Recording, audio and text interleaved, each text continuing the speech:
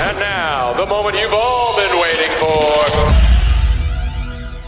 Like, for example, the first time I ever did kisses with a lady, we ended up dating for a while.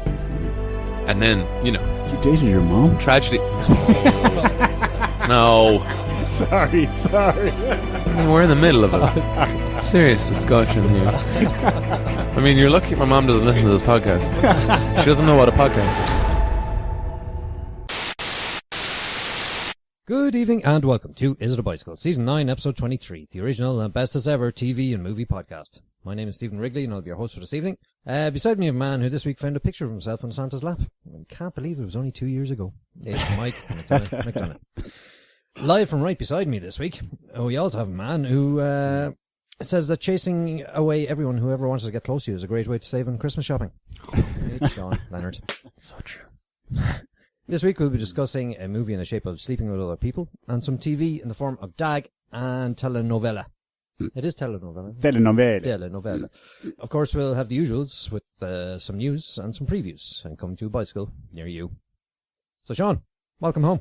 Thanks, guys. It's great to be back in the studio. # series finale. Yeah. And he's not this, disembodied voice anymore coming across the water. Yeah. Now I'm a disembodied voice coming out of my lung throat. Yeah. Now we can smell him. Yeah. Now I can make things sticky in your house. So been working on a novel? You do forget like when you're hurling insults across the ether that there is a real human being at the other side being hurt by what you're saying.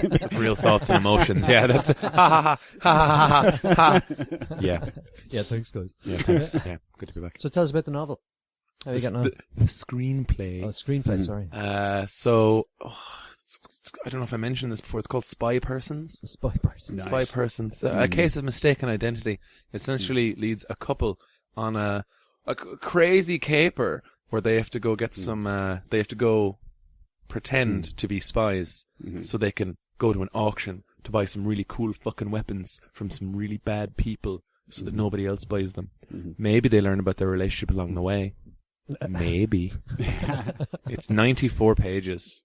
Oh. And at the end, I went a little crazy and I just stopped writing full sentences. And I was just like, then this happens, ha ha ha. Then this happens, ha ha ha. New location, ha ha ha. 2 years later, ha ha ha. Because I was just like, I need to finish the So I got into a bit of a ramble, did you, at the end? Or? Well, I knew what I needed to do, but I also knew I needed to email the script to all of the people who were going to be workshopping it immediately. So I just had to hurry up. Time constraints. Time constraints, man. Deadlines. I'm great at them, though, future employers. Great at deadlines.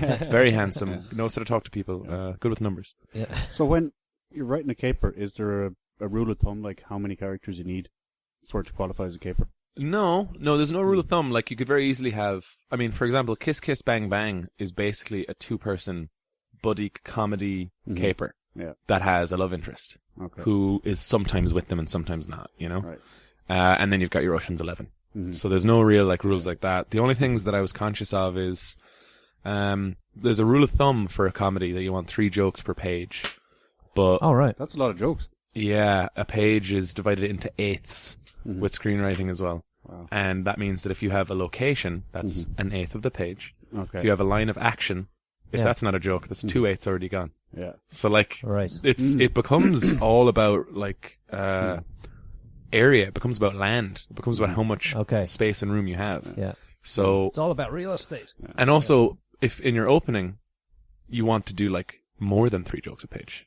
You want them to keep reading. Right. Yeah. Readers in Hollywood, the people who read the shit before they give the shit to people who read the shit to give to people who can make decisions. Right. They don't have to read a whole script to say yes, no on it. They are supposed to go the first 15 pages.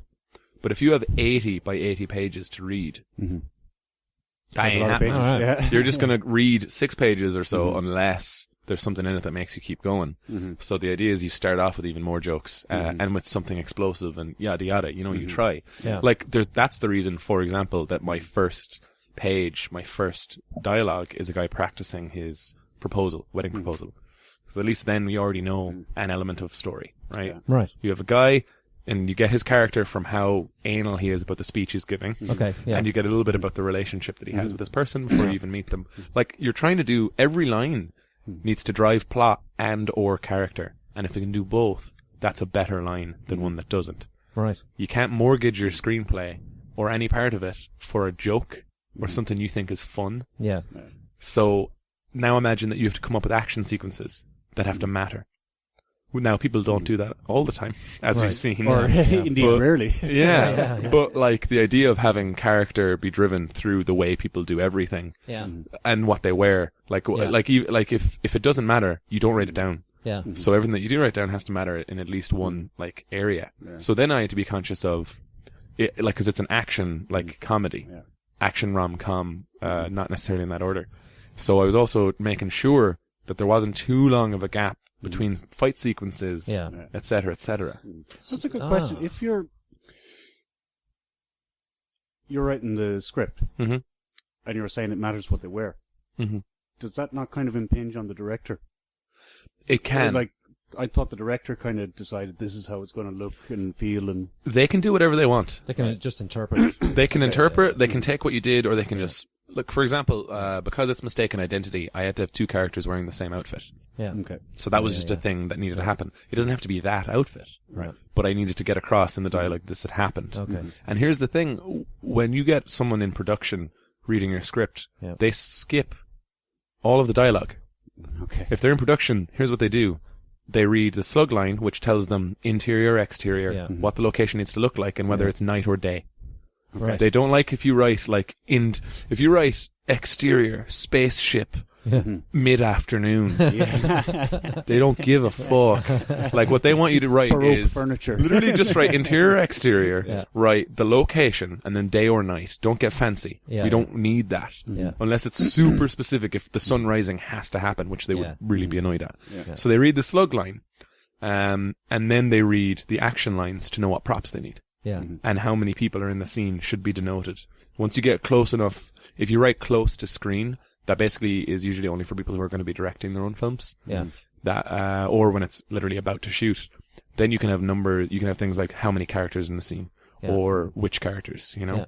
Because production wants to know how many people, where do they need to be, what time. And then they keep going. Oh, did you have like beautiful dialogue and you reference Shakespeare? We don't give a fuck. We trust that someone else is going to take care of that. Well, what you said there about the writing, about furthering the character or the story or whatever in the one line would be better. And just a name that just jumped into my head because I think is a good example is Roddy Doyle. Yeah, you know, just Irish writer. Yeah, and just I don't know why it was just one of those, the art of concise writing. Because if you read any of his stuff, it's there's so much that happens in each paragraph. Rather than there's no ramble or a chapter. You just go, Jesus. Like Lord of the Rings even has. Oh my God! It's not really there are books that don't go anywhere. They're not really good books. No, you know they're what I basically mean? fake histories. Yeah, exactly. Yeah. Well, actually, Lord of the Rings. Hang on, did you just diss Lord of the fucking Rings? Yeah, No, they're not great stories. Game of Thrones. Sorry, I did mean Game of Thrones. Sorry, but Lord of the Rings does have the same kind of. It has appendices that are as long as its action sequences. Well, exactly, and they're even better. Oh God, Gimli, son of Gloin. Game of Thrones is that whole book on the Iron Islands. That goes on into history and culture and blah blah blah. And you're just going, Jesus, get back to the story. There's that element to it. But same with like Lord of the Rings, the Silmarillion, Silmarillion, Yeah, that's. I think it's just an awful read. Steve, if you're into it, it's not something you can just pick up blind and start reading because you're just like, Jesus, who cares who the fucking fourth generation of elf is? You know, kind of way. Yeah, but if you've read the Lord of the Rings 20 times, you just need more. Yeah, you need another exactly. Yeah. Come on, man. There's that Heron. Suck your dick. But like I say, my point was Roddy Doyle. Yeah, even the way the movies have, when you've read the book and then watched the movie, it's nearly word for word because they don't need to change any of it because it's so well written. Well, when you think of how much the scene is exactly how you pictured it. Well, and here's the thing, though. Sorry to interrupt you, Mike. Well, okay, not sorry so much as I'm going to. There's this thing that I learned in some film theory class. Andre Bazin. I don't even know exactly which area he specialized in, but I think it was film and photography. But he was a philosopher about film as much as anything. And he said that everything must stress the peculiarities of its medium. For example, when you're writing a movie, your medium is visual and audio. When you're writing a novel, you can just have it. Well, you can do anything. You Yeah. can discuss, you know, what the blood inside your hero's veins felt like. Like, you know, you can do whatever. Yeah. So I would like to think that just because it's a good book doesn't necessarily mean it'll be a good movie, but good story can be capitalized upon through different mediums. Maybe it's because Roddy wouldn't go into that much detail. He wants you to see what's happening, and then he, you know, he's what's dynamic.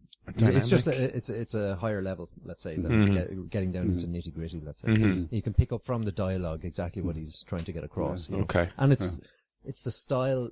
I know he does a lot of stuff that's mostly based in Dublin. But, maybe it's because knowing the culture and the accent that you sort of pick up in little, you know, little nuances, little comments and so on. That you say, oh, that means this, you know, whereas it mightn't come across as easy to other English-speaking countries, let's say, or other cultures. You know. Anyway, well, I was just going to say how much meaning and emotion he got into one single word.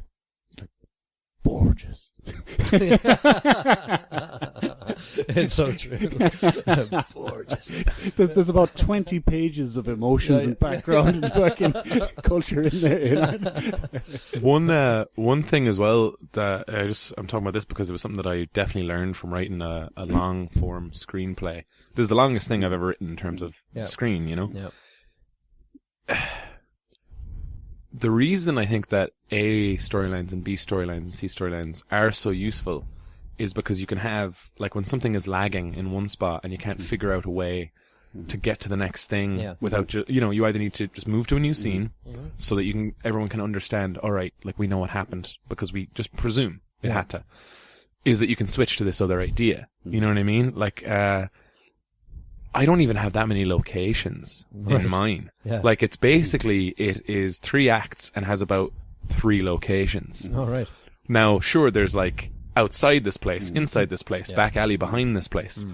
But that's not, like, watch films and just start to think about how many different places they go. Right. Because that's a great way of putting energy and Yeah. a different sense of what's going on. Like, a slug line changes when it's a different time or place. Yeah. And a lot of the time they just, like, bounce those things around to add something to... I'm just trying to think the last movie we saw. Oh, do you remember that movie we watched where they were only in one bar for the whole movie? Your one from Battlestar Galactica was a blonde one that you really liked. Trisha Helfer? No, Katie Sackhoff. Katie Sackhoff. And it was nearly like an intervention. Do you remember that? I don't remember that one. She was in love with, or it was a thing where she dated, I think, some other people that were there, and she had other relationships with it, and it was all like an examination of her, and there's a lot of dialogue back and forth, but it was, anyway, it was whatever it was about. It was all set around the table in a bar. Yeah. Like they didn't even like go to the Jacks or And you have to, you have to think then about how you're going to make that interesting. Yeah, well, it's like a Well, play. you put Katie Sackhoff in it. Yeah. Or like Anna Karenina. Anna Karenina was a film that's only like about 2 years old now. Yeah. That just pretended that all the actors were on a stage and showed you. Do you remember this? Did you ever see Sean this Bean? movie? I don't remember who was in it. It was, I thought it was, my dad calls her Square Jaw. What's her name? She was in Atonement and she was in Pirates of the Caribbean. Keira Knightley. Oh, Knightley, all right. Keira Knightley. That's really mean. That's I know, my dad can be. But like, they have bits in that where actors will like walk and then change their clothes on camera, but also it's like they've only moved to a different room by walking a little bit. Right. And the background is different. Oh, okay. There's even a bit where like there's a horse and the horse goes into the audience when it like collapses. Okay. Do you know what I mean? Like right. they actually they filmed it as a theater piece, but knowing that because it was a film, they needed to do these different things, and they would be strange because it wasn't theater. But I don't know. It was just something that I found really difficult because if there's no reason to go to a different place, you either have to invent one or just be like, it's fine that they're still here, because they want scenes in TV are supposed to be 2 pages long. Yeah. Don't write more than that. In films, they can be longer. But Jesus, once you have 4 or 5 pages, you start to just go, fuck, this is dragging. Oh shit, I need to move on. Like, I need to go to something else. I need to figure this out. Very interesting. I can see how hard it is. And now I'm even more ready to talk about how shit people do it sometimes. Yeah. Oh, that movie was Sexy Evil Genius. Sexy evil genius. Yeah, and it's about a group of guys who are drawn to the same bar in downtown LA by an ex-girlfriend they all have in common. Yeah. It's really good. Mm-hmm. It's really good. Yeah, it's worth a watch. Okay. Well, let's see. we're not going to talk about what else we've watched this week. A mate of mine... Oh, yes. Tell us. Sure, you've been on a plane for I think Sean's getting all assertive now that he's in the I know, room. yeah. all I'm saying is, bear in mind, I'm an Irishman who just left Las Vegas to come to Ireland. Yeah. And I have a mate I just caught up with, a sports journalist named Trevor Did you watch Murray. Leaving Las Vegas? No, the reason I bring it up is because one of the first questions my mate Trevor had for me was, you do a podcast, don't you? And I was like, well, yeah, I mean, I do. Nine seasons, but whatever. Hashtag season finale. And he was like, is it UFC, like, or...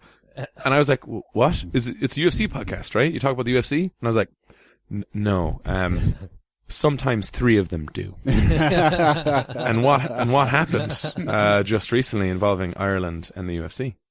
Yes, indeed. We had Mr. McGregor Third, on the main stage. 13 seconds. Yeah. This is incredible, like, really, and Fastest ever in a title fight, right? Yeah. And Ronda must be gutted. Reportedly about 1.2, 1.3 a second. No, sorry, no, I think I remember getting this fact because literally everyone in the country is talking about it. Yeah. Something like 350,000 a second, which adds up to like 5 million. Oh no, I think it's more than that. More than 5 I think million. it's up around the $12 or $16 million mark. Holy shit. Yeah. Oh, the cash is still piling in. They can't count it. It's coming in so quickly. And he got the cover of the UFC game. Whoever won that fight was going to be on the cover with Ronda, which I thought was hilarious. Yeah, it was brilliant. From behind. UFC 2. How long is this building up, this fight? Like, That's nearly a year in the making, really. When was his last fight? Well, July was meant to be the fight. Yeah, so was it December? It was December last year. He fought, who was it, Dennis Seaver? No. Poirier? No, he fought Seaver after Poirier. Oh, Mendes. This is why people think Mendes was in it's a July. UFC podcast. Yeah, look what you've done now. So this was, highly anticipated. We already had as everyone knows, Aldo pulled out in June, July. So there was actually, this was just like a UFC weekend. It was the fight night. Thursday night, was it?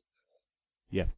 Then you had another first half of the UFC, 194 or something like that, with Edgar Mendes, so it's sort of like the winner of that would likely get the title shot for the winner of McGregor's one. Okay. So Mendes was beaten by Edgar. Edgar being a really nice dude and fucking brilliant. Wow. He's around for a long time, but he's from Jersey, actually. So anyway, that's one of the options. They don't know what he's going to do. So he's been offered, I think, well, maybe not offered, but it's on the cards that maybe he could go for a title fight for the next division up, 10 pounds heavier. Wow. Yeah.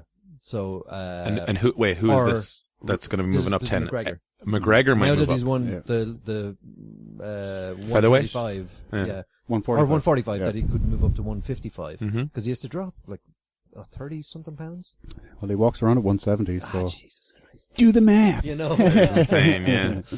So so he that's all what he's always said he kind of wanted to do. You know? So I see the headlines here. They're in the paper beside you.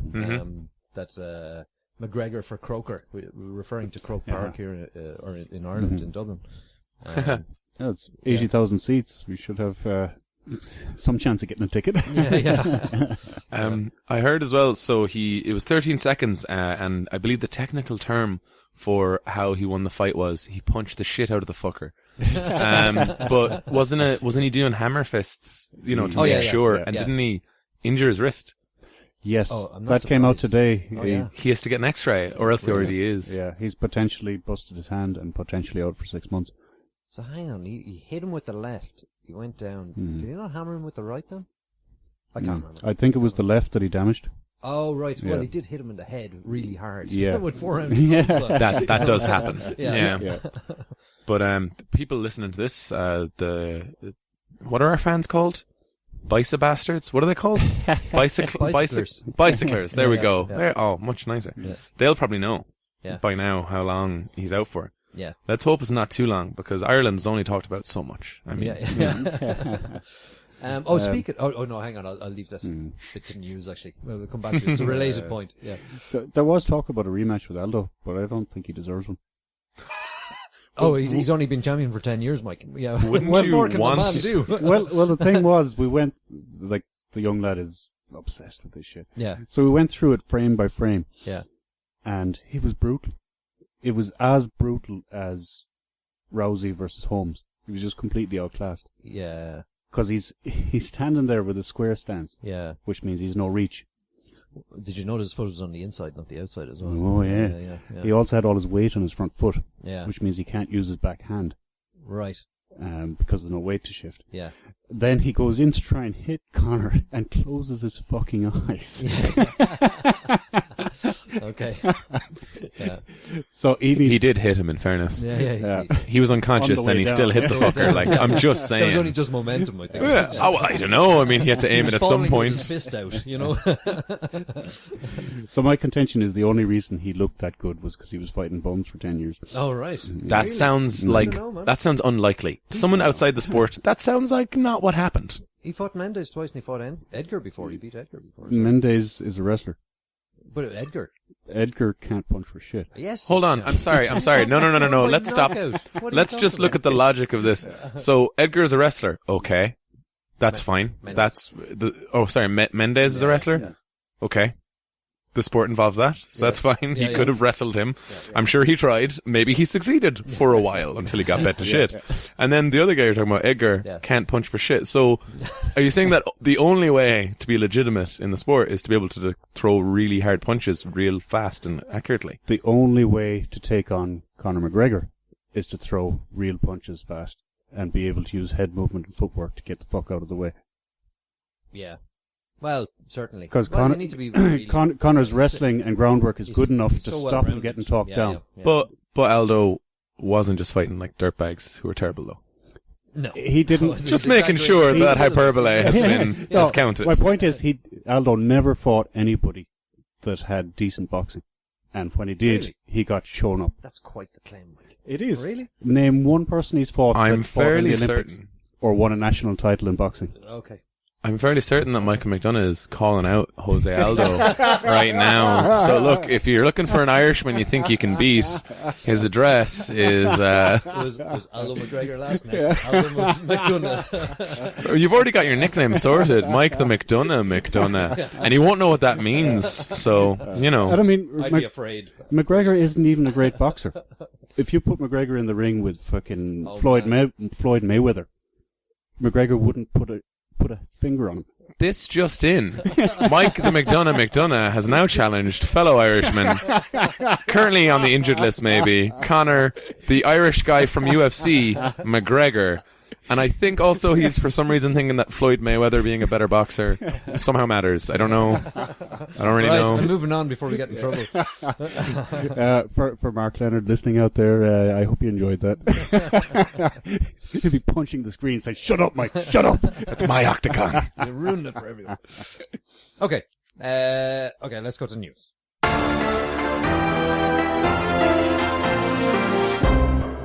Okay, in case you hadn't heard, Star Wars has had its premiere. And apparently it's amazing, say all those who have seen it so far. All four of them. Yeah.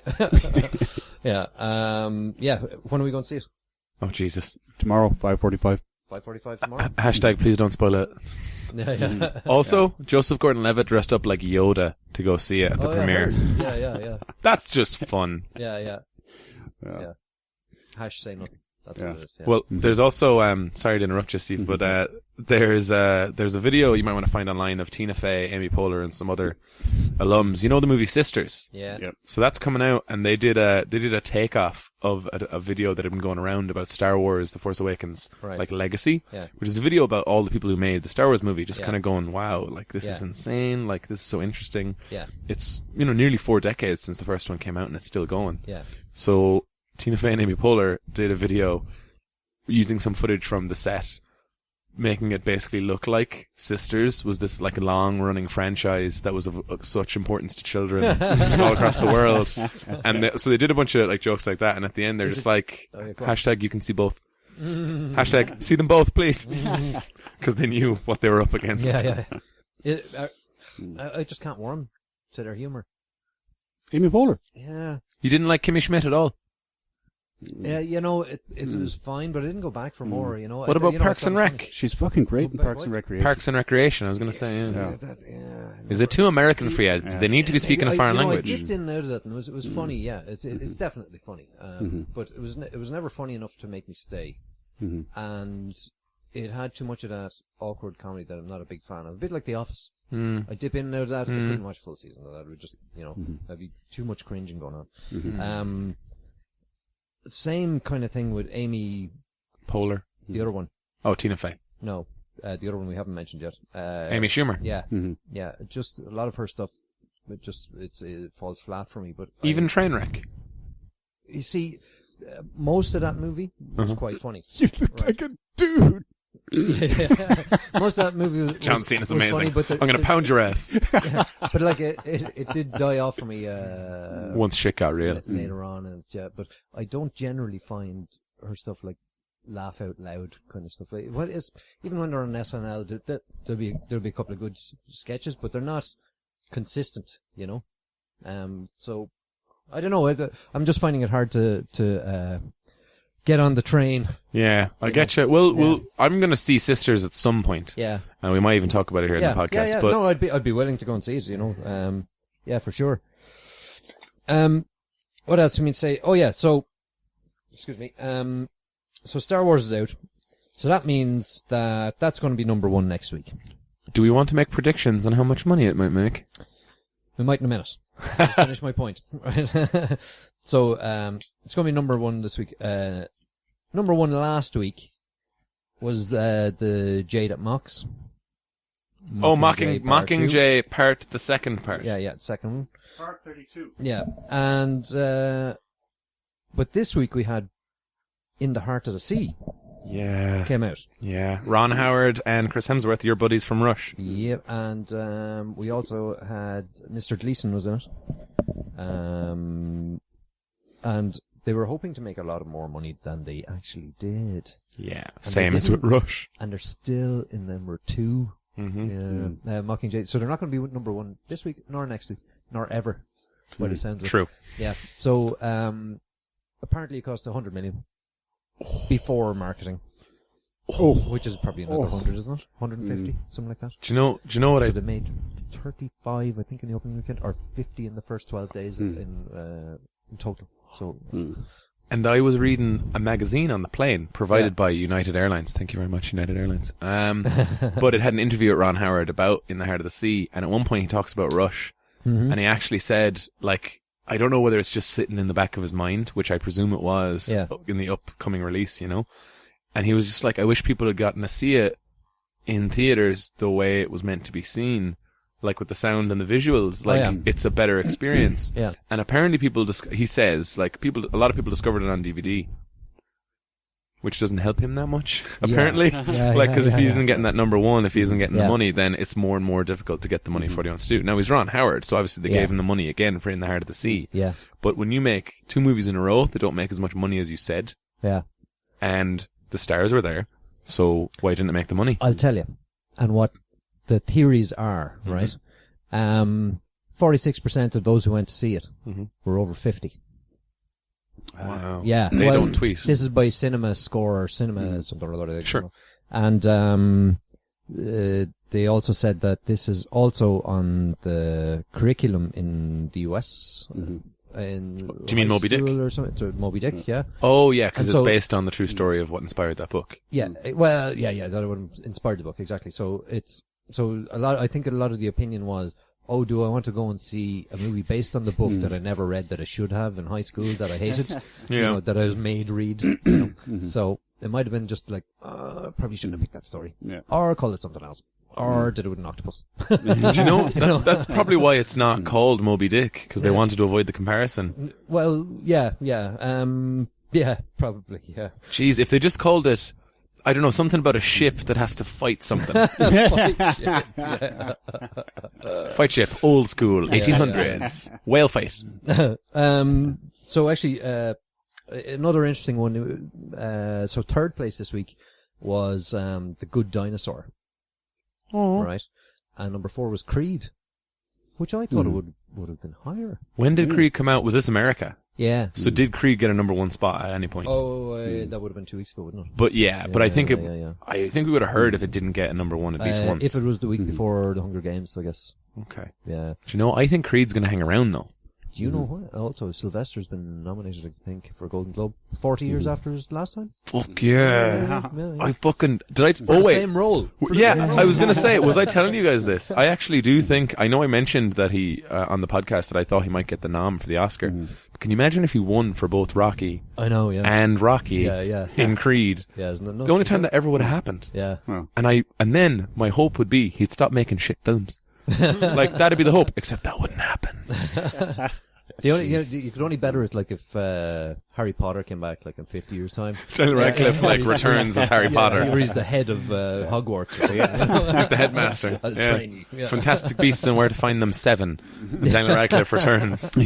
But I saw some comments on, I think it was, might have been the Hollywood Reporter or something like that, where they were talking about this story, and down in the comments, there's some people like saying, there's no way to ever watch a movie by killing a whale, If it was a shark, maybe. Back in 1851, killing whales seemed an adventurous, courageous thing to do. Not anymore. Not 150 years later. Killing whales is a horrible thing to, blah, blah, blah. And then someone came back with some like, luckily, people of today can separate fictional from fiction from fact. Unlike yourself, the movie isn't real. Get over it. That's hilarious. What else this week? Oh, Dolly Parton's Coat of Many Colors. So this is the it's an autobiographical song, I think. Was one of her first big hits, I guess. Right. But that was a TV movie. That was first shown during the week, and it was the most watched in 4 years for a TV movie on the big 4 channels in the US. What channel was it on, do you know at all? CBS, I think. Okay. I think, yeah. Wow. So 12.8 million people tuned in. That's insane. Yeah. And was she starring in it herself? I don't think she's even in it, actually. Oh, wow. Because I thought that'd be the only way. Yeah. So basically a bunch of people went... What is she now? 70? 69? Sorry. Yeah. So she would be. A bunch of people went, so Dolly Parton, I'd love to know about her, and enough people were still alive who knew about it and who only watch TV on whatever's advertised on the channels they like. I mean, no, I'm not even joking. No, like, I know what you mean, it's not a Netflix thing, you know? Yeah. That's amazing. So, do you remember a few weeks ago we were talking about, just In the Heart of the Sea reminded me of, is that the Angelina? Where's Angelina and Brad? I thought they were in, but it's By the Sea.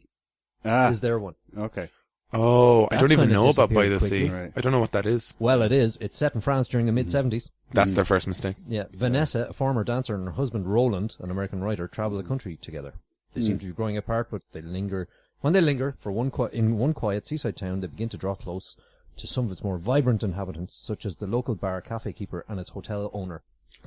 Yeah, that sounds like a novel you read when you're on holiday and you want to touch yourself later, and you're not willing to just buy a dirty magazine or pay for it in the hotel. Or find a partner. So, are they in the movie or did they just direct? Yeah. They directed, wrote it, and they're in it. They're the couple. Yeah, it doesn't sound self-indulgent at all. Yeah, I don't know how it got made. But like, here's the thing: even if it was self-indulgent, one would hope it'd be good, and maybe it is. It doesn't sound good though. It's getting around a 5, I think, on IMDb. Mr. and Mrs. Smith 2 coming next year. So you heard the London Film Awards are coming up. Oh yeah, London. Why would we care about those though? Shower English bastards. I'm kidding. Oh my god. Classic poking fun between Irish and English people. Well, they have several, categories. One being... It was the subtle way you did it. One being the Best British Actress, and listed among those is Saoirse Ronan.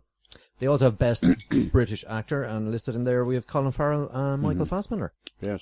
Oh, so they're trying to steal us again. Oh dear. I see what it is. What we need is Samuel L. Fishburne on the case to give a rant about what the difference between the Brits and the Irish again. Yeah, there's a brilliant one actually. If you haven't seen it, look it up on YouTube. It is when they made SWAT together. Yeah. Colin Farrell and you're talking about Sam L and That's the problem with you guys. Yeah. So good. Said you may give out, but I'm sure they'll be all too happy to take the knighthood when it's coming along. Yeah. I mean, it's great to put at the start of your name. Who took the soup? Terry Wogan. Terry Wogan. Oh yeah. Did what's his name? Band-Aid. Bono. Yes. Yeah, he did. Yeah. Bob Geldof, Bono. Yes. Oh, Bob Bono, Geldof. yeah. But Bono didn't. That's right. Did he reject it, um, or did he just not get offered it? Yeah, and Jerry Adams was made Baron of somewhere in Lincolnshire. Was he? Are you making shit up?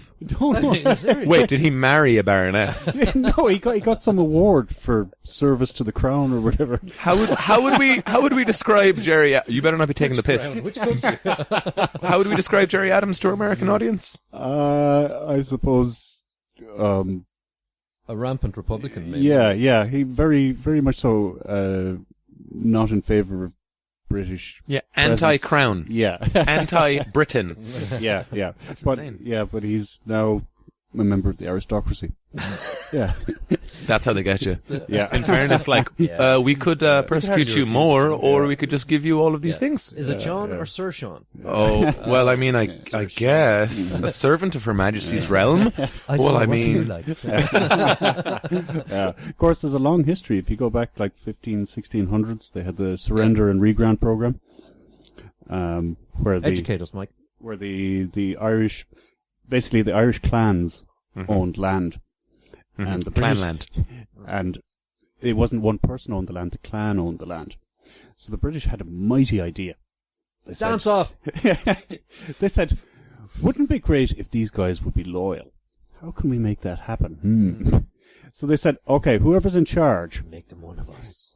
if you surrender, we will regrant your title, but it belongs to you now, not the clan. And boy, it was a roaring success. See, there you go. That's why people need to see. band together. You can't go off for your own selfish And the rest is self-interest. history. Yeah. And now we've got Conor McGregor, so, you know, there you go. Sir Connor. For services to the UFC. He could probably buy his own title now. Yeah. Buy the barony where Jerry Adams, like, owns it. Just buy it out from under him. I'd like to own this. Why? Oh, Jesus. Do you think that our fans will have a problem? No, I think we're okay. Actually, it's not so many centuries since Allegedly. the name McGregor was punishable by death in Scotland. Oh, yeah. Yeah, that's Yeah. right. Son of Greg or whoever. Yeah. Any McGregor, shoot on sight. Jeez, history is a weird place. It certainly is. They should Anyway, make- move they should on. make a film about Movies. This is a movie fucking podcast. Holy shit. What are we, 40 minutes in here and we haven't talked about anything yet? Wait, though, movies, Star Wars, how long do you think it's going to be number one? And how much money do you think it's going to Probably make? Until the next one comes out. 2017, maybe, yeah. Because, like, movies do that sometimes. They go on a run of being in the cinema for months. Well, what's coming up that could unhinge it? Top of it? February is Deadpool. Oh, But yeah. That's probably... I don't even think that would do it. Like, genuinely. I wonder. Oscar films it coming depends out. how good it is. Like how many rewatches. Exactly, are in and it, word you of know? mouth, yeah. Yeah. I think it's going to be number one at least 5 weeks. I think it's going to make more money than any other movie ever has. Yeah, there's been an unbelievable amount of hype. Yeah. And the pre-orders, like... Because, you know, you have your big superhero movies which make billions. Mm-hmm. But this is beyond that. This is like it's got It's a returning... generations of Yeah, people. yeah, You know, yeah, it's yeah. not just the one Everyone generation. knows Star Wars. Yeah, Literally yeah. everyone. Like, that's crazy. Yeah. I don't know how much money they're going to... It's going to be stupid money. I'd put it at 1.5 billion. Just right now, I'd happily say 1.5 billion. From the cinema run, I I mean. think you're being conservative. No. Yeah, but when you think about it, when it hits It could China... be the first. Oh, did you hear about the Chinese poster? No. No. The Chinese poster for it is different. Which is fine. Like, they can, Yeah, you know, as do you their do. marketing. Yeah, yeah. But it seems to make John Boyega's character. Sorry, let me try that again. The black guy on the poster. It seems to, like, shove him a little bit off to the side and make him smaller. Are people reading into this? People are reading into it, and I didn't read about it because I was like, that might be the case, but also, whatever. Yeah. But, like, people literally were just like, why did you decide to do that for the Chinese poster? Did his part in the edit somehow get smaller? Yeah. No. Why'd you do it? Cause you just did. Because we like a lot of Chewbacca. Yeah, they love He's a big guy. Chewbacca. He's a big guy. So we had to put more Chewbacca in there. Anyway, I thought that was funny. Okay. Let's move on. We'll start with first of our TV, which was DAG, which is a Norwegian TV program, which is showing on, as Shaun kindly reminded me, Sky Arts. Sky Arts. Sky Arts. This has already been shown in its domestic market. I think they're on season 4 or something, actually. But this is about a marriage guidance counsellor who has a 90% failure record. because he keeps advising them to Divorce. split up and go single, because he's an advocate of it, and he's quite not insular, but just he finds that it's a better life if you're single, because you don't have any compromises emotionally nor financial. Yeah, you never have to share. You never have to share, and you never have baggage, other people's baggage. So he finds it the life an awful lot simpler. So it's a comedy, and it runs about 20 minutes, 22 minutes or so on. And yeah, there's loads of them to see. Loads coming. So what did we think? Who saw? Did we both see? I wonder Who wants to start? I wonder what Mike would think about it. Tell us, Mike. What did you think? Steve, I fucking love this show.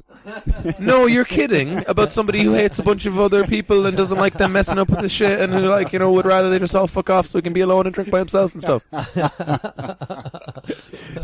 don't know, there was something about it that resonated with me. So he's possibly the least likable character on TV this year. I don't know. I kind of like. No. It's not like he's going out murdering people. He doesn't have the culinary skills to cover that. Yeah. Yeah, it's... What's the word? How do I even begin to describe this show? Yeah. It's very low key. Yeah. Mm-hmm. He takes in people that he's supposed to be trying to help, and he says the most horrible things to them. Benedict. Are you talking? No. I'm talking about DAG. Oh, for the marriage counselling. Yeah. Oh, okay, gotcha. And it's all so, like, if you're not listening, you wouldn't even notice what he'd said. There's no big like drama or whatever, Yeah. you know. And, like, if this was an American show, he'd be like Seinfeld, waving his hands all over the fucking place, or whatever. Telling people to fuck off left and right. Yeah. In this, he's just like totally ripping your heart out. Oh yeah, factual. Yeah. Look, this is the way it is, guys. Yeah. And he's barely blinking, you know. Yeah, fuck your life. Yeah. Next. Have you thought about splitting up? You know. Yeah. And that, I think, is the talk about splitting up thing is the great thing about this, because it could have degenerated into a single joke thing. Yeah. You know, he's just a bad guy and he doesn't like people, blah, blah, blah. Yeah. But they start to build on it. Yeah.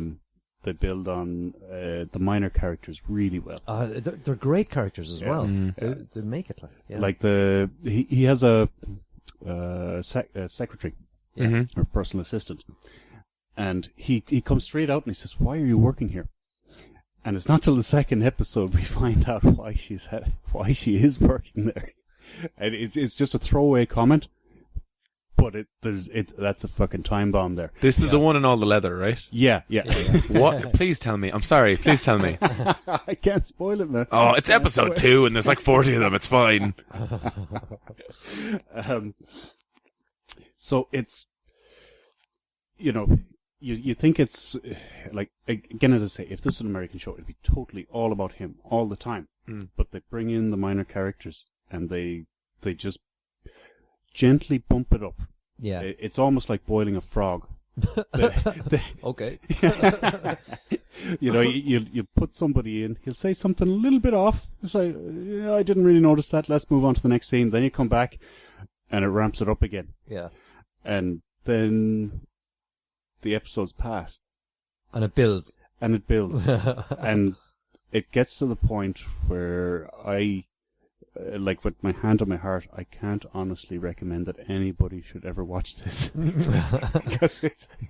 Well, not to take it seriously. Is it heartbreaking? Is it heartbreaking?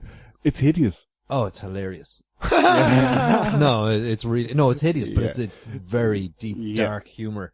Yeah, but it's hilarious. Do you know the way some jokes, you kind of have to be careful who you tell it to? Yeah. Well, look, last week we had Neon Joe Werewolf Hunter, yeah, right? And Shaun really didn't appreciate that, and I can understand why, because it's stupid humor, right? But this is a lot more. Well, it's a lot smarter, but it's much darker, because Neon Joe is just like, you know, it's kind of blood splattery and kind of it's in your face, whereas this is much more subtle. Yeah, and then it's not. Yeah. But I think more people can relate to this because it's about relationships and it's about personal interactions rather than Yeah. a mystical creature kind of thing. You know what I mean? Yeah. Well, for some of us anyway. But it's kind of dangerous. Could you imagine sitting down there with your wife if you're not getting on well, and you're watching this I'm show? watching that. I never thought of it that way, Mike. That could be awkward. Time bomb. What do you think of this? So the performance is really interesting because one of the things they mentioned in the blurb is that the guy playing DAG is like a big Norwegian comedy actor. Ah, So that was like Yeah. one of the few things I knew about it going in. yeah, And wow, their comedy is very different. yeah, Do you know what I mean? Like, I can just imagine, like, let's say you pick, like, Seinfeld, like who you were saying. Huh. Like, he tells all these jokes and has these big reactions. yeah. Well, no, like, this dude is so much different. And Yeah. it's also subtle and paced. Yeah. And even. Yeah. You know, he doesn't get big very often. And Yeah. this is, again, just going off the first episode. Yeah. But I thought his performance was very good. I thought all the performances were pretty believable. Yeah. Which is a deal. When you're doing comedy and you want it to be believable, Yeah. that's kind of Yeah. very different to, let's say, even New Girl, Yeah. which is a show that is a situation comedy, and so is DAG, Yeah. and it doesn't have a laugh track, and neither does DAG. Yeah. But New Girl has these characters that are huge and ridiculous, Yeah. overblown. But in DAG, you're like, yeah, I'd believe that. Well, you could almost compare it to Better Call Saul. Sure, yeah. Because you've a similar-ish situation. Guy, one is by choice and one isn't. But they're not. There's no laugh track. Yeah. They're not making it very obvious. It's just that it is funny. You know, the writing is good. I Yeah. think that's If there are jokes that are very funny, good. you will laugh, and Yeah, if you yeah. don't get them, that's fine. Yeah, exactly. Yeah, But what I did like was the philosophy that was throughout, because there was a little bit of voiceover, and then there was just quotes everywhere, either because he showed them to his clients, Yeah. or because they're like, so one of them is, I think he might have said this to a secretary, but he says, it is better to wake up alone than to wake up next to someone and feel lonely. Yeah. Like, to still feel lonely. Which to me, right, and here's what I think is interesting about the show. To me, the problem is feeling lonely in that quote. yeah, Waking up alone is just the safe way to not feel lonely. Because Yeah. it's my choice, so it's fine. yeah. And so, throughout the episode, I was trying to figure out, and I think this is the arc, or the arcs that we will see. What I'm trying to figure out is, does he actually like this? Because at one point, he answers the door to his sister, and it's very quotable, and he says something like, she goes, "What are you doing?" And he goes, "Oh, I'm spending time with someone who I despise, but who I still like more than anyone else I've met." And she goes, "Well, you're by yourself." And he goes, "Yeah." And then later on, he says, it's not that I hate myself, which is a disagreement with, I despise myself. Yeah. So I was trying to figure out if that was a really clever piece of writing going, he'll be honest with his sister, Yeah. and then he won't be with himself or anyone else. Yeah. Or if it was just like, we're just going to have both there so you can make up your own fucking mind, whatever. Yeah. And to me, what I'm wondering is it that he actually does wish for these connections? Like, the episode is kind of about him going on the 19th blind date Yeah. his sister set him up with. And it's like, does he actually want to connect? Does he want to reach out and, like...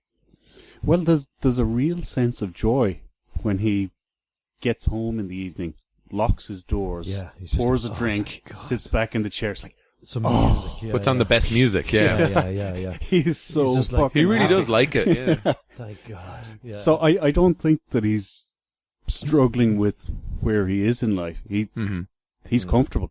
Yeah. But I think in the show, they're going to challenge that, put him in situations where he has to, rethink what he sees as his enjoying time. Well, he has someone living with him now. Ish.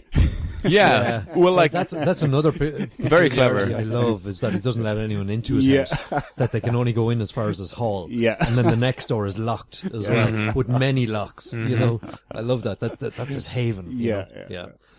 yeah. Not coming into my life. It's a real I don't know, a symbolic kind of a thing. You can Yeah. let you in a little bit, but that's it. That's when that. very much so, yeah. There's a classic scene, I'm not sure if it's episode 1 or 2, but somebody comes to the door and he basically tries to get rid of them and he says, "Sorry, I'm having coffee."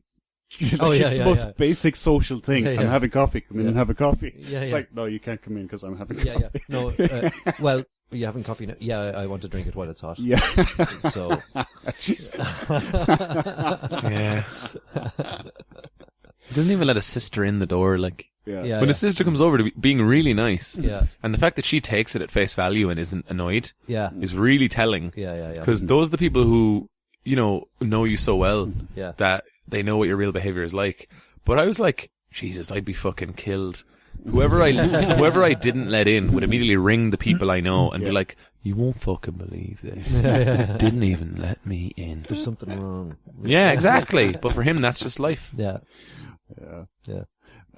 It is a bit of a slow burner. This isn't Yeah. one that starts off with a big scene No. and you're like, wah, wah, wah, wah, wah, wah. Yeah. You kind of got to get into the characters over time. Yeah, they tell you about them and then start. Then because of their characters, it's funny. Yeah. Yeah. I thought the flashbacks was a little bit awkward. I can't remember what flashbacks were they. What flashback was there in the pilot? Like your man who's having Benedict. a baby. Benedict. Oh, yeah. Oh, sure. Okay. Yeah, earlier that day. Yeah. It was, it was grand, but it wasn't great. Yeah. So He's a great character too. yeah. He could nearly have his own show.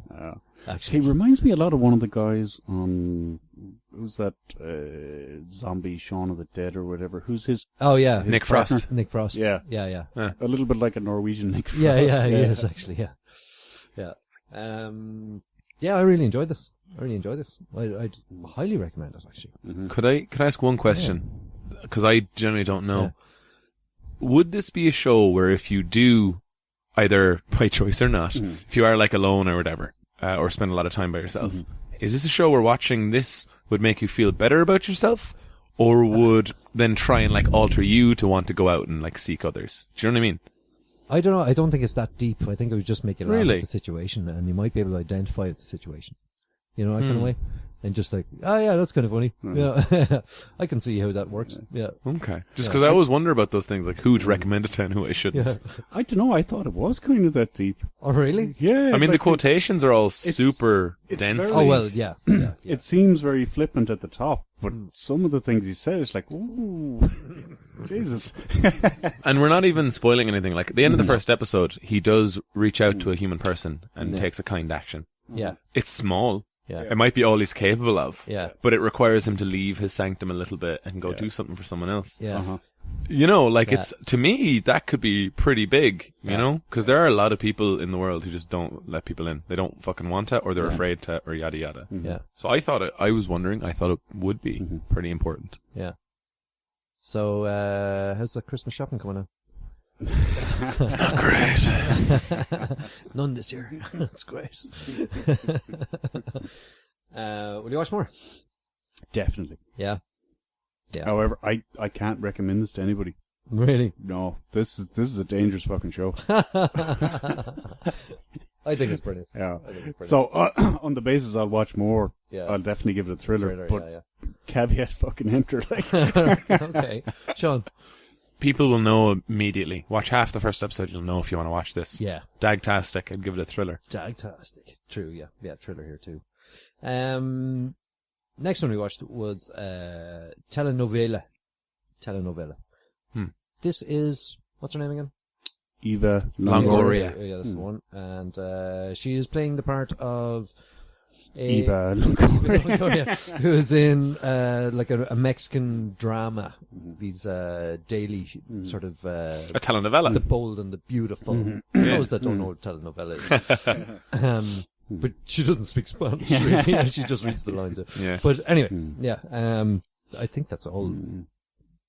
That's all you need to know, really. A high-strung actress. Yeah, the only thing high-strung is... actress in a comedy. And her ex. It's populated by colourful characters, and her ex, no pun intended there, and her ex shows up, and he's going to be on the show now.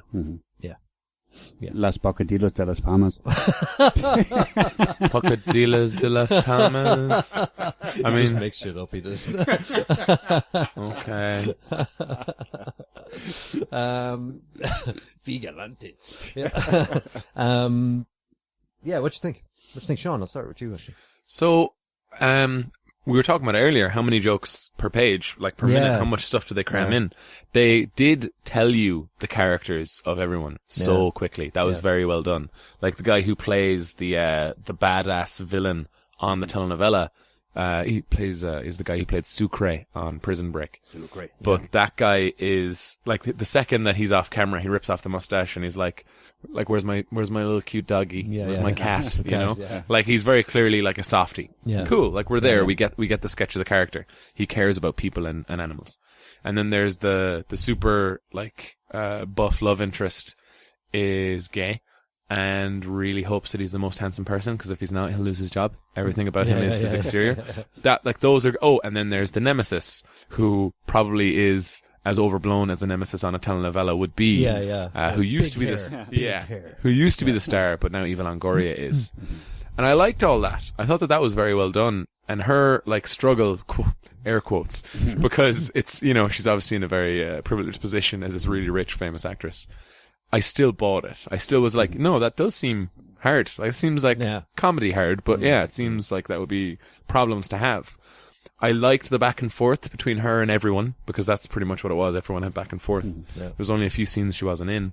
And I liked, Zachary Levi of Heroes Reborn and, more importantly, Chuck fame, as well as the Thor, The Dark World. He was playing the new head of the network. A white guy who just loves Spanish stuff. He just loves it. I just got that and I was like, yeah, that's cool. So I don't know. I actually thought it's doing a good job of playing with the telenovela thing. You know, like they're able to do the actual watch these people film a scene from the telenovela, and it is hilarious. Like, I did think that was really fucking funny. And I appreciate that they have put a lot of thought into their jokes. Like, she has a freak out, and it's the same freak out that the older woman on the show had 10 years ago. Yeah. Like, that's well done. Like, that's good stuff. But it's like just this side of a laugh track. Like, it's so close to being this overblown thing. I don't know. Like, it's weird. It's so over the top and it's so overblown, and I'm trying to figure out if that's something that it's endearing, that it just goes for it. Like, the idea of a guy stress eating spaghetti in a toilet. Yeah. Is that something that I want to subscribe to and go, that's funny. Yeah. I want more of that. And I don't know. Maybe I'll be able to decide after you guys talk. Mike? It was just too American for me. Not Mexican. Too American? Yeah. Well, it's American-Mexican. Yeah. Latin American. Yeah. That's not the Mexican you find in Mexico or Colombia or whatever. Yeah. This is the man talking about sandwiches. That's right. Crocodilo del calamares. Is that a squid sandwich? Yeah. Oh, well, I figured it out. I mean, I agree with Shaun. Most of what he said, like, it's well done. Yeah. The actors get what they need to get across very well. The jokes, I didn't particularly find them funny, but for what they were trying to do, I thought they were kind of did them well. And, you know, even the colours and stuff in the background. Isn't it bright and airy and pink and sun shining? It's really bright and blue like skies. Very clearly fake, bright, but on purpose. Like, they've obviously taken the fake shit and run with it. Yeah. And that was really well done. It's just, I didn't really like it. Yeah. So that's a kind of a personal taste thing. Yeah. It reminded me of, remember that comedy that used to be the girl with big, thick, horn-rimmed glasses? Ugly Betty? Yeah, exactly. Yeah. It reminded me very much of that. I mean, that was Salma Hayek that was in that, not Eva Longoria. That's correct. I was not suggesting I know. I just thought it'd be funny. Eva. Okay, calm down. They found every excuse in the world. They found every excuse in the world to put Eva Longoria in skimpy outfits, which is what a telenovela would do. Yeah. So that's their excuse. Yeah. But like, holy hell, that ongoing joke about how she was in a dress that was made to be ripped off her. And she meets someone who I hope will be a love interest of hers at some point. Yeah. That was just hilarious. Yeah. I really thought that was, and she looks amazing. Yeah. Like, since Desperate Housewives, she's aged, I don't know how many years. Like, that show started in 2004. That'd be 11. But she looks the same. 2004, was it not earlier? Oh, okay, yeah. But regardless, she looks the same. She does, yeah. Nothing has changed, and I don't think she's had any work done or whatever. Maybe this is a shallow thing to talk about, but she's really beautiful. And she always has been. Yeah, and she fits the part perfectly. Yeah. Yeah, I mean, she still has that, you know, she had it in Desperate Housewives as well, and she plays it very well. It's, you know, kind of half ditzy, kind of, you know, tripping over shit, and but also totally like every way is forward, like very committed to what I'm doing. Yeah. it's not for me. This like I'm not going to watch probably any more of it. But what they're trying to do, they did very well, and I can see it being popular. It's just a lot of people be. Yeah, absolutely. Yeah. I just thought it's just not something I'd be watching. They might be getting the Latin American audience. Well, like that's what I was trying to figure out. Well, yeah, probably. And what was the name of that show? Ugly Betty. They'll get that audience as well, and similar. So. Hey, if they can get the Latinos and the white people, that's a lot of people. That's like half the people. There you go. That's before dubbing. Yeah. So okay, turn further. Being in a room together, it really makes our communication even better. I think I'm not going to watch it anymore, but it's a good show and it's doing what it does well. So I'm going to give it a thriller. I'm the same. I know. I'm the same. Yeah, I'd give this episode a thriller in that they're doing what they set out to do very well. It's well made. Yeah. Well, I'm actually going to follow the rules, and on the basis that I'm not going to watch this again, I'll give it a filler. But that said, we talked about Seinfeld earlier. I hated Seinfeld, but it was one of the most successful shows of all time. Yeah. I'm sure this will do very well. It's just not for me. Okay. All right. Okay. Yeah. I meant to mention, got an email from a listener this week, Warren. And he says that I'm really, really wrong about Master of None. And he says it's brilliant. Oh. Yeah. Well, Warren sounds very smart and handsome. So He is. Yeah. Did you ever watch any more of it? Or no, I haven't gone back to it. No, you see, I know you said that episode 1 wasn't the best episode, and I do want to go back and watch the Indians episode. So maybe that'll change my mind. So yeah, maybe I'll take that as homework. How about Indians on TV or the one about parents? Oh, it's Indians on TV is called. Is the episode Oh, name. sorry, I thought it was called The Indians. No. Oh, Shaun was here, but she'd be given out to me. Ah, Do you yeah. mean Native Americans or... Oh, God. Classic Shaun. Hey, Shauna. Miss you. Isn't it great, though, when people just come out of the internet and call you a tosser? Speaking of, how exactly would people do that? Would they send an email to podcast@isitabicycle.com? Exactly. Or what else could they do? We could set up a new email called tosser at visitabicycle.com. They could also tweet us. Or they could leave us a At comment. Is It a Bicycle? At Is It a Bicycle? Or they could Facebook us. Facebook, exactly. Guys, find us. Hashtag series finale. Season Send the finale. abuse. Yeah. And Warren, yes, we did review Mr. Robot this season. So I think it was around May. Whenever it came yeah. out. Yeah. I think it was around May. Well, he should listen to the Bikies episode because I'm fairly certain that our awards show will feature discussion about it shall the be same. topical. Yeah, that's for sure. Okay, next up we have our movie. Sleeping with Other People. Sleeping with Other People. Tell us about it, Shaun. It's my favorite thing to do. Sleeping with Other People is a... That's what I said at home. It's just like, look, it's not a suggestion. Sleeping with Other People stars Jason Sudeikis and Alison Brie of Mad Men and Community fame.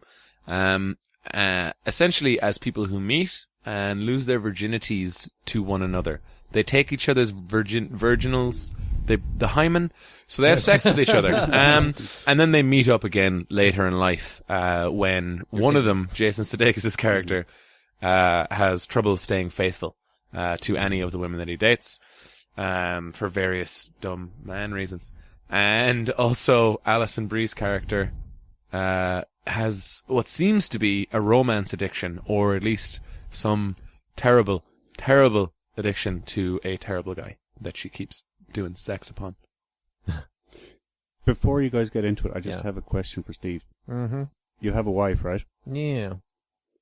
My first wife, yes.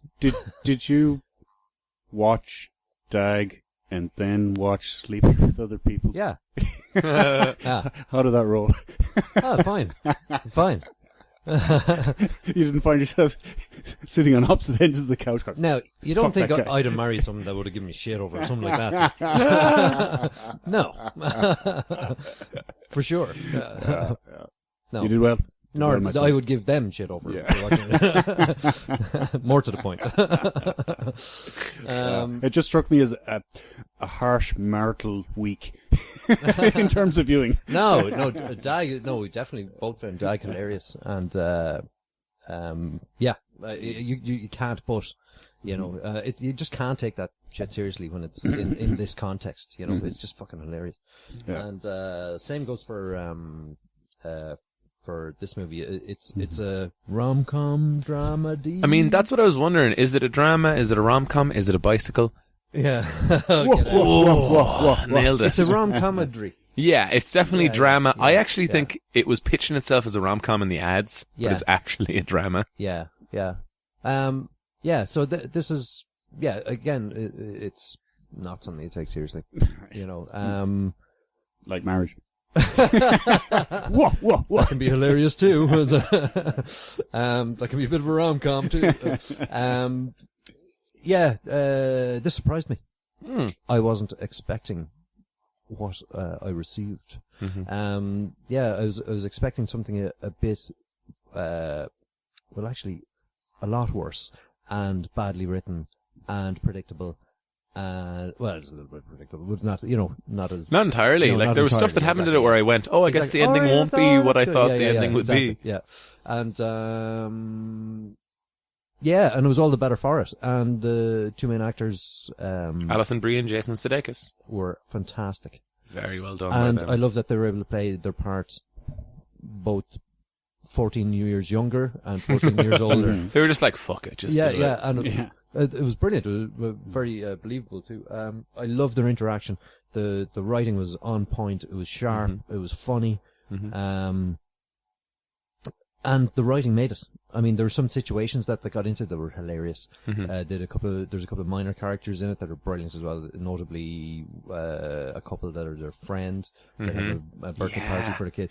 That was hilarious. And the situations that they both get into. And, there's elements of elementary in this as well with the whole, going to the group counselling thing, which actually ended up being hilarious too. I'd actually mentioned this to Mike earlier, just that particular scene, because it started off like fairly, serious, and we're here to, sort of offload and so on, and then just the speaker sort of ramped up what he was talking about, and it was just like, oh my god. Billy Eichner from Parks and Recreation, and he does Billy on the Street, where he yells at people. Oh, right. He literally has a show where it's just him and celebrities run around and yet he yells questions at them. It's great. I really enjoyed this. I mean, and, it was just really unexpected. Yeah. It was a plane movie for me. I was on a plane and I went, I know those people. This might be good. I'm going to watch it. Yeah. And I put it on, and I mean, I completely agree with you. I thought that in particular Alison Brie's performance. Yeah. Like, she was asked to do a little bit more, I feel, than Jason Sudeikis. Yeah. And it was amazing. Like, the idea of being addicted to love, or the idea of a person, never mind who they actually are. You know what I mean? Yeah. Because she has to go through a bunch of things that rom-coms often shy away from. Like, they make them funny. Like, she has to see the person that she had this intense emotional connection to, who may not have any fucking connection to her. Yeah. She has to see that person and act normal. Yeah. And then goes and freaks out. Yeah. And it seems sincere. Like, it actually seems, oh crap. Yeah. Like, and I completely understand that. And I think a lot of people, anyone who's ever been anxious about seeing an ex, like, it could be that bad. Yeah. It's not that bad for everyone, but, And, I just completely believed it, because it was kind of like, in a love story, what are you trying to do? You're trying to show why these two people have to be together, right? But in this show, it wasn't necessarily how they have to be together, but what it was that they never lied to each other, and they started to tell each other, like, not what to do, but they started to talk to each other about their problems, not in a judgmental way, but literally just going, look, blah, blah, blah, blah, blah, and whatever they said or did or were to that person made them better. And when having someone in your life makes you a better person and a happier person, and you really care about them, that's pretty much as close to a definition of love as we're going to get. And it manages to do that without, like, it doesn't shove it in your face to the degree where you go, yeah, okay, we saw the scene where they fell in love. Yeah. But we just get to see, not even wanting them to be together, but just being like, oh yeah, they should be together. That's just true. They should, yeah. Yeah. Wait, what if, oh shit. Yeah. What if they're not? No, come on. Yeah. Hold on now. Really? This isn't following the normal script. This isn't what usually is supposed to happen. So I appreciated that, the other options that were out there. And the meditation, the male storyline was pretty much the meditation on, are you going to be that creepy guy, Yeah. you know, who like tries it on with everybody, Yeah. and for some reason hasn't had any long-term serious relationships. What was he saying that what was his definition that he's never slept with someone that he intends to stay with? Yeah, Yeah, he's never. yeah. It's basically the idea of like he's never taken a risk. Yeah. Like even when people makes things risky, it changes. It's an amount of investment. It's Yeah. emotionally going, I care about you to a degree, and that's different for everybody. But it's, you know, things become more serious once you put your penis inside them. So That's one of the ways. So is he the inverse of DAG? No, I mean, Like he's avoiding closeness by riding people. I guess. I mean, it's not even avoiding closeness. It's like, so he talks about how he has a problem with breaking up with people. He can't like tell them, like, I don't want to be together because I just don't want to be with you. Yeah, yeah. So he just has sex with someone they're friends with or their sister. Yeah. And then once they find out, it's like, oh, you're an asshole. You're a bad guy, as opposed to you hurt me. Like it's one of those dumb things that I truly believe people do. Like when you like It's don't. an easy out. It's an easy out when Yeah, you yeah. don't want to see anyone anymore, but you're not going to have the conversation, so you just don't. And it talks about, for both of them, because they were each other's first, it talks about how your first relationship or first sexual experience or first something can influence the rest of your life. Like, for example, if it's this wild romantic thing, you might want to expect that in every... Like, for example, the first time I ever did kisses with a lady, we ended up dating for a while. And then, you know... You dated your mom? Tragedy... No. Sorry. I mean, we're in the middle of a serious discussion here. I mean, you're lucky my mom doesn't listen to this podcast. She doesn't know what a podcast is. Anyway, so that was like my first relationship was, we met in a club, we kissed, got numbers, and we started dating. And then we broke up. That's how I thought it basically worked until you didn't do the breakup part. So the next time I shifted the face off a girl in a club, I was like, oh, okay. Now we're gonna... Yeah. When do we start dating? At what point? I'm texting her and I'm like, hey, you want to go like for coffee? And she's like, what the fuck is going on?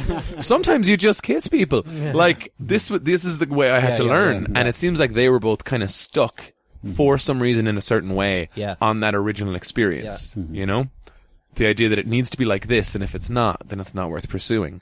Which is a fallacy most of the time. But in this movie, maybe is supposed to be telling, right? It's supposed to be, well, no, that was like that because of who you are and who she is. Yeah. So, that was interesting. Yeah. It was indeed, yeah. Yeah, this is one I'd recommend. Mm-hmm. Yeah, because it's a feel good movie as well, even though there's dark. You know, you know. The sex scene in the office is so intense. Oh yeah.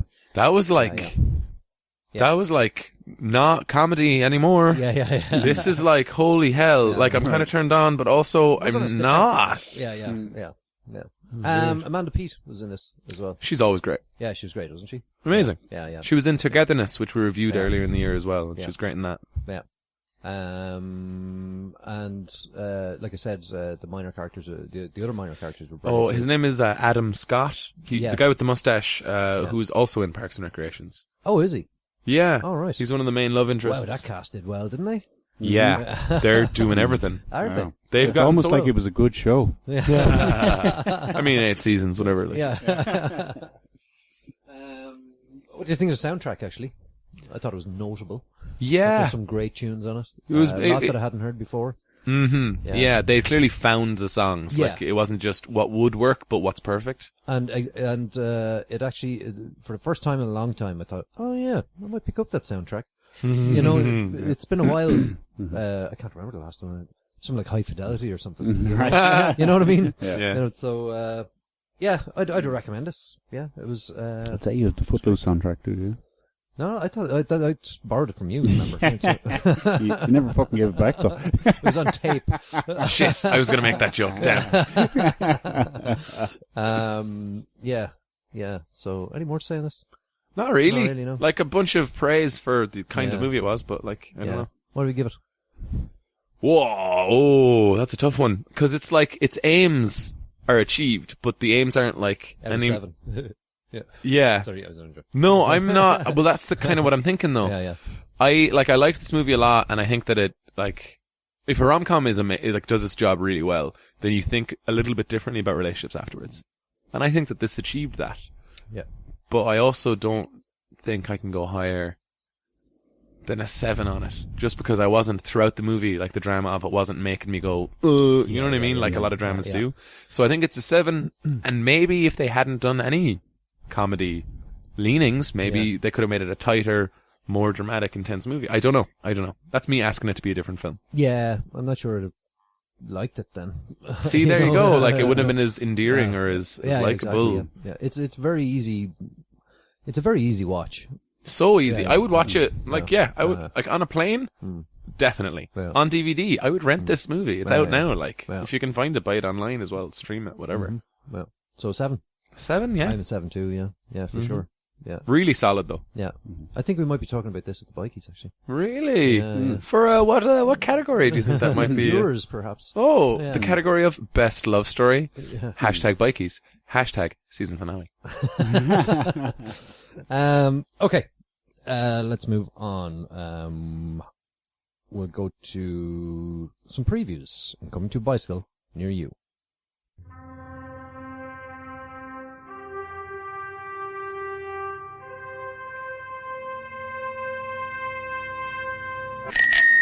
Okay, this week we've got a few more than usual, because there's only 3 of us in the room this week. We've got 2 splitters. Just couldn't, sorry guys, can't make it. Yeah. Spitters are quitters. Useless bastards. Jesus. Best crack. Best episode. Hashtag season finale. I don't think I've ever had so much fun. Hashtag biking for best episode. In the room. The first one we looked at was The Legend of Tarzan. Mm-hmm. So we know the story of Tarzan. Yeah. Right? But this kind of, watching it, there's a lot of CGI in there that reminds me of Spider-Man 1. As in, it's as good as the CGI from 2000. Yeah. Yeah, it's very obviously Spider-Man. Yeah. Those apes are so, like, ape-looking, but, like, fake. Yeah, it's more Tarzan I've the problem with. Oh, Yeah. the actor. Because he's not Christopher Lambert. Yeah, well, that for a start. And, no, but actually, you know what? I'm more interested in that bit where he is brought back to society, civilization. That looks very interesting. The first bit is a bit Jungle Booky. And they're already making 2 Jungle Book movies. What? They're already making 2 Jungle Book movies. 2 of them? Yeah, I knew there's only 1. Well, no. No, one new one. Let's say. Which of the new ones do you know about? The live action one. No, they're both live action. No way. One of them is Christian Bale and a bunch of other serious actors. Yeah. And the other one is like mega Disney. Oh. I'm not even kidding. Oh. We'll talk about it more because it's dumb. They're both coming out at the same time. It's like, it's No way. dumb. Yeah. So they're going to do, what was it last year? Or Cinderella was it last year? Or, Yeah, there was a couple of the exact White same Witch films. The Hunter Dude or whatever. Yeah, Snow White and the Snow Huntsman. White and the Huntsman, yeah. So yeah, what do you think of this? So what is it? The Legend of Tarzan. Legend of Tarzan. So the actor is the guy who plays Eric from True Blood. And I've always liked his work. Like, he's good at acting, and he's been called upon to do some serious stuff in that show. So he's capable. He's very well capable, and he looks the part. And, like, I would happily sign up for him to be my Tarzan, because I haven't been polluted by any other live-action adaptations. Okay. He's probably not buff enough, is he? He's the kind of buff you would be from swinging on vines all the fucking time. Have you never seen the original black and whites? Like, Yeah. he wasn't exactly buff. He just didn't have a gut on him. He's a bit of a tummy, all right. But, you know. This guy's a physical specimen, first of all. But it's like, it's almost like I already know all of the story, which sure, maybe that's okay. Yeah. But also I don't know what the movie is. Right. Because How it's like, told. well, yeah, because, well, what? Is it going to be a half an hour in the jungle? Yeah. And then they go to the civilized world and then back to the jungle? Or is it mostly jungle and then he has to make a decision? Like, I don't know what's going to go on there. Yeah. I do think that Christoph Waltz is becoming a parody of himself. Just based on the way the trailer is, like one of it, he's clearly, probably, definitely the bad guy. Yeah. And he has this, like, he does a great reference line where he goes, like, where Jane is basically going, he's not gonna fall in your trap or whatever. And he goes, he's Tarzan. You're Jane. Of course he'll come. And I'm just in my head going like, I'm like, Shoshana! Like, I'm like, okay, Inglourious Bastards character, but in the jungle. I'm with you. James Bond character, but in the jungle. Okay, keep going. I don't know if anyone in this is going to be made to do any, like Samuel L. Jackson is having a laugh. Yeah. And it's like he isn't in the, as well, isn't he? He's been having a laugh for quite a while. He is actually. but come on though. Whatever. But to a different degree. Like Yeah. even the Avengers Captain America movies as Nick Fury, he has to do shit. Yeah. Like he has to say lines and act while saying them. Yeah. Or at the very least he's a feature of the plot. Yeah. Whereas in this, it seems like he's just he's gonna like have a few scenes and he's very Samuel L. Jackson. So the movie will, get amped up money wise, right? Because he's in it. I don't know. So the trailer. When's the last time he bothered his whole to actually work? Are you kidding? Yeah. Probably Django was the last big one. Okay. He's in the new I'll one grant too, you isn't that. he? Oh, he's in Hateful Eight. Yeah, yeah. He might be bothering his hole in that or phoning hang it on, in. You watched one of his we reviewed it this year, the one where he's in Norway or Sweden or Finland or somewhere. Oh yeah, He's the he's taking president. the piss in that. Oh, is he? Yeah. All right. That's really like just fucking picking up the check. Like, Oh, really? yeah.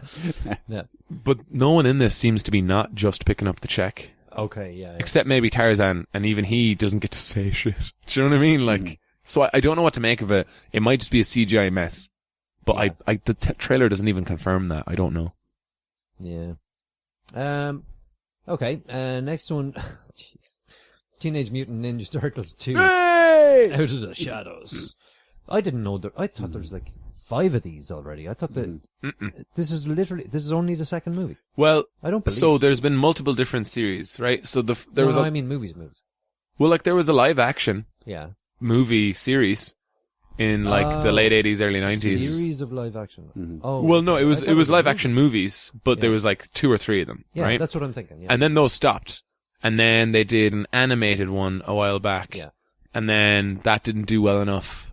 They might have made it a Nickelodeon cartoon, right? And now, recently, Michael Bay got on board for the Nickelodeon movie studio, like the most recent one, which this is a sequel to. So is this the second Teenage Mutant Ninja Turtles 2? No, well, actually, technically, yes. Technically, yes, it is. Okay. But it's weird because it's live action, but the turtles are CG. Yeah. Okay. You know? So just to clarify, is it Ninja Turtles or Hero Turtles? TMNT, baby. Okay. Ninja Turtles. Teenage Mutant okay. Ninja Turtles. Yeah. They're heroes in a half shell. Turtle power. Yeah, I was kind of impressed with the look of this, actually. CGI. Yeah, but the fact that they're using more practical effects rather than special effects or CGI, so yeah, practical special effects. Yeah. Well, I mean, if you're wondering whether it's practical or not, well, then they're already doing a great job regardless, right? Well, because you don't know how much of it is how real, you know? Yeah. Well, looking at this, they totally fucking ripped off. I don't know if you ever played the Warhammer Dawn of War game. Mm-mm. The intro to that has Space Marines versus Orcs, and the Rhino guys. Bebop and Rocksteady are who you're talking about. Exactly. That is the Orcs stolen from that intro. Well, in fairness, these characters predate Warhammer. That's true. They do predate Warhammer, but the graphics don't. Fair enough. They look fantastic, I have to say. I like So did Warhammer. the action is intense. Yeah.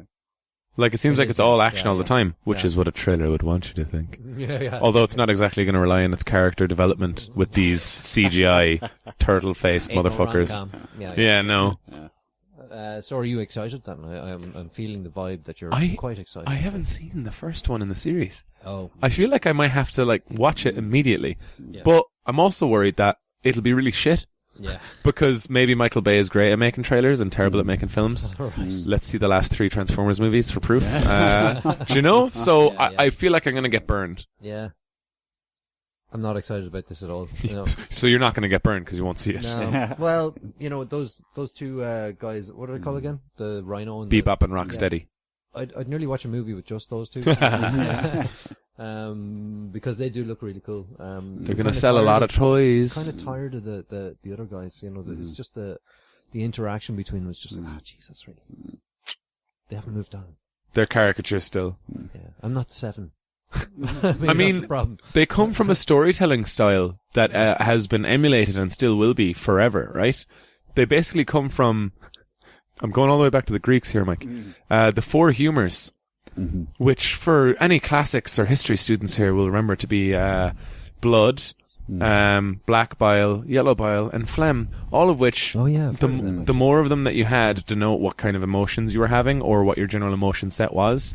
Basically, look at the Fantastic Four, Teenage Mutant Ninja Turtles, and Sex and the City. Right. Every single one of them represents a different kind. Leonardo's the leader. He's calm and sensible. Donatello is curious and he invents things.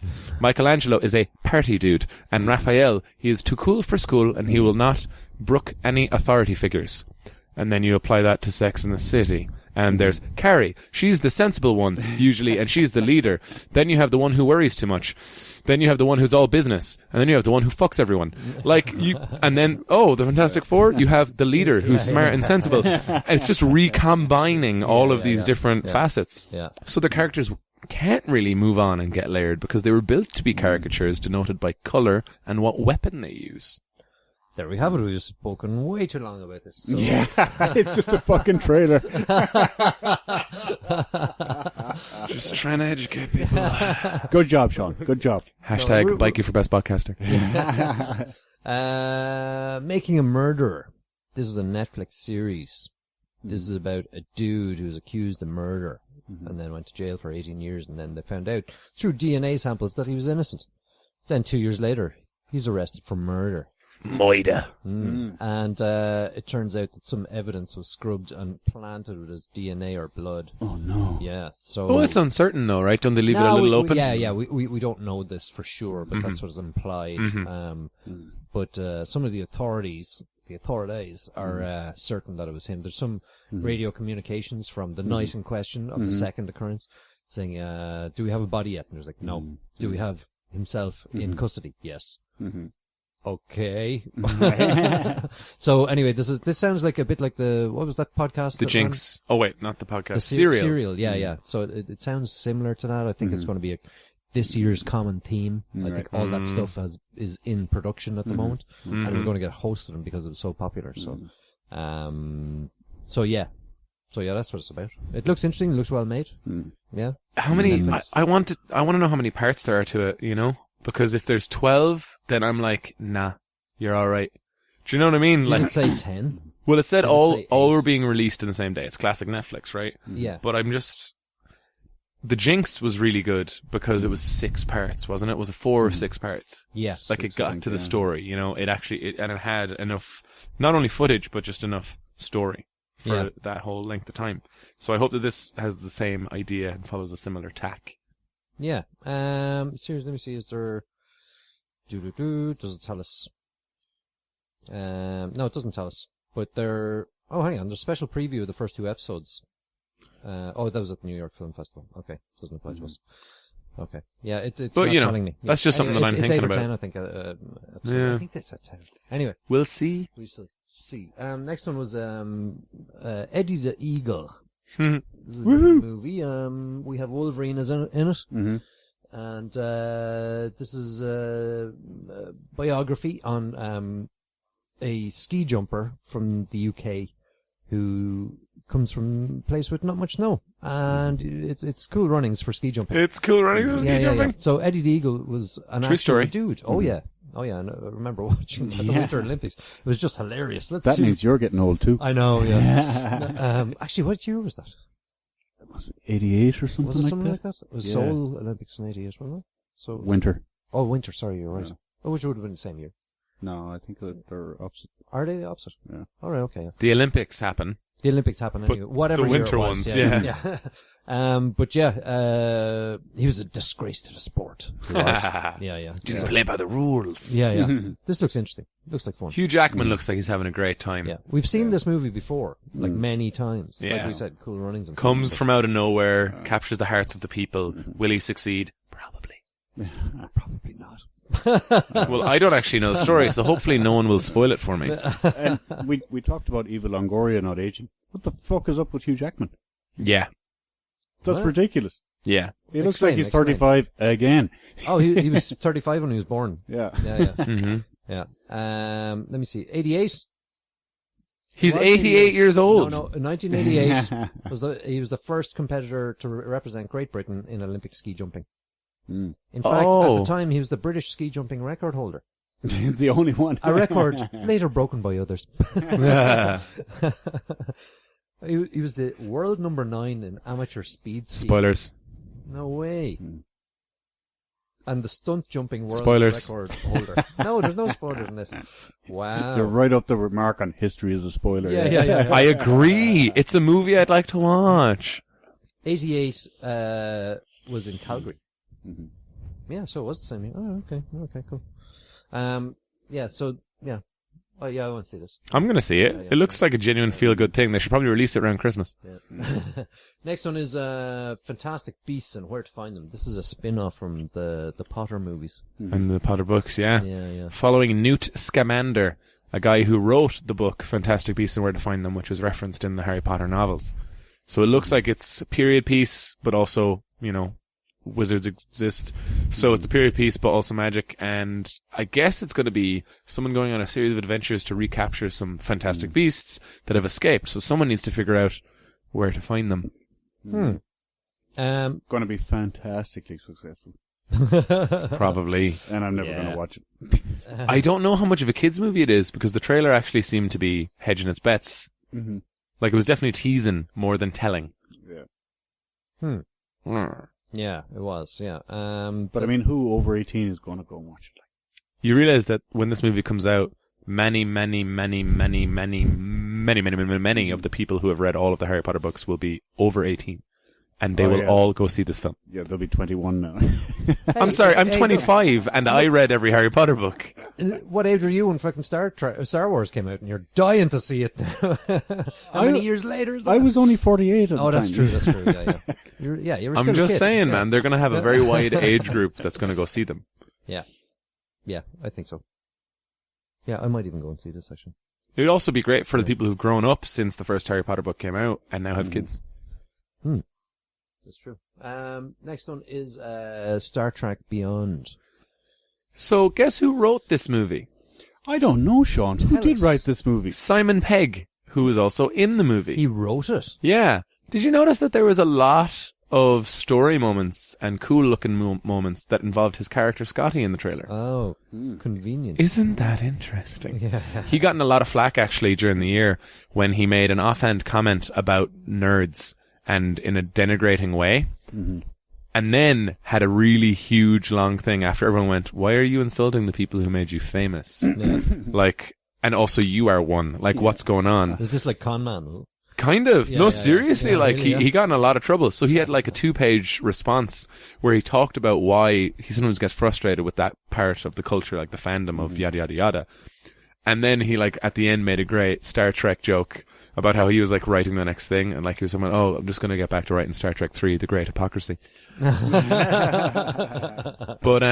it's interesting because it seems that he's trying to take away a lot of the things that have been such big features in the other movies. Because, like, with Star Trek, what was the last one called? Star Trek, not The Wrath of Khan, but probably The Wrath of Khan. Right. With that movie, it was all like big battles and ships and like as big as they could make it, even bigger than the first Star Trek movie. But this one, it seems that they're taking the ship away. They're stranding them somewhere and just being like, just fucking figure it out. Yeah. Human beings on a planet. Yeah. Which is, what was the line from the trailer? It was like, this is when the frontier pushes back. Yeah. Like the final frontier. Yeah. So it'll be interesting to see how they cope with that. I can't wait for Karl Urban as Bones because he's the best part of those movies every single fucking time. He's amazing. Crotchety old fucker. So we have Zachary, your buddy Zachary, Quinto. Chris Pine. Oh, yeah. Zoe Saldana. Saldana dressing. Yeah. Idris Elba. Oh. Karl Urban. Who else did I see? John Joe, of course. And Lydia Wilson. Yeah. So yeah, it's going to be packed. Yeah. Classic blockbuster material. Yeah. I think I'll actually go and see this one. Yeah. I like this reboot of Star Trek. Yeah. Yeah. Harken back to your 40s. When the first series came out.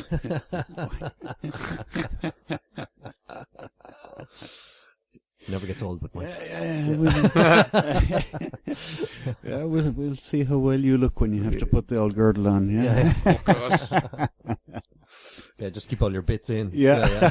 Just shove it in together. Star Trek 3, keep your bits in. They made that movie, didn't they? Yeah.